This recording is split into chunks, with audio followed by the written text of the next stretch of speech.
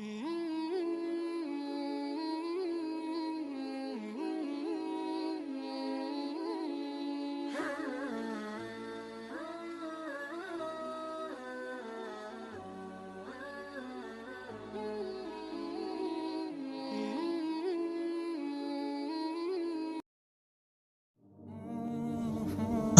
আলাইকুম রহমতুল্লাহ। স্বপ্নে নামাজ পড়তে দেখলে কি হয়? প্রিয় দিনী ভাই ও বোনেরা, আশা করি আল্লাহ তাআলার রহমতে সবাই ভালো আছেন। আজকে আপনাদের জানাবো, স্বপ্নে যদি আপনি নামাজ পড়তে দেখেন তাহলে ইসলামী বিশেষজ্ঞদের মতে এই স্বপ্নগুলো কোন আলামত বহন করে আপনার জীবনের জন্য, তা নিয়েই আজকে আমাদের ভিডিও। বিস্তারিত জানতে শেষ পর্যন্ত দেখার অনুরোধ করছি। রাসূলুল্লাহ সাল্লাল্লাহু আলাইহি সাল্লাম ইরশাদ করেছেন, স্বপ্ন তিন প্রকার। এক, রুইয়ায়ে সালেহা তথা ভালো স্বপ্ন, আল্লাহ মহানের পক্ষ থেকে কোনো সুসংবাদ হিসেবে যা বিবেচ্য।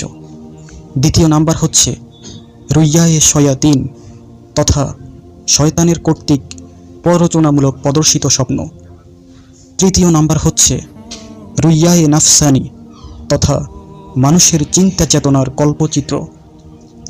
প্রিয় দর্শক, শুরুতেই একটি কথা বলে রাখি, আমি স্বপ্নের যে ব্যাখ্যাগুলি নিয়েছি তা খাবনামা গ্রন্থ থেকে, যা বিজ্ঞ আলেমগণরা কোরআন হাদিস গবেষণা করেই এর ব্যাখ্যাগুলো স্থাপন করেছেন।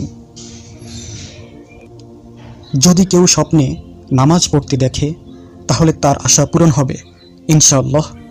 যদি কেউ শুয়ে নামাজ পড়তে দেখে তাহলে মনে করতে হবে তার মৃত্যু খুব শীঘ্রই এসে গেছে।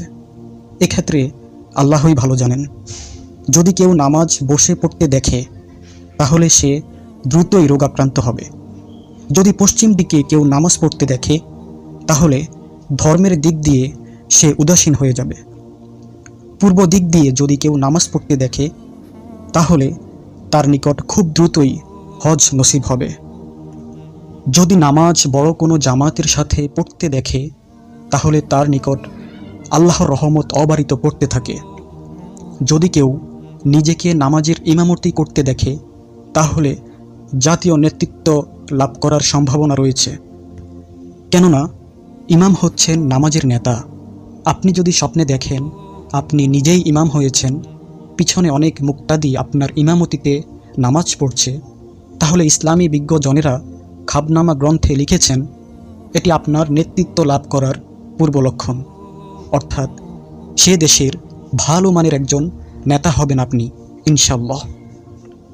কোনো জামায়াতে যদি নামাজ পড়তে দেখেন একজন মুসল্লি হয়ে তাহলে তার ঘরে সুখ শান্তি আসবে।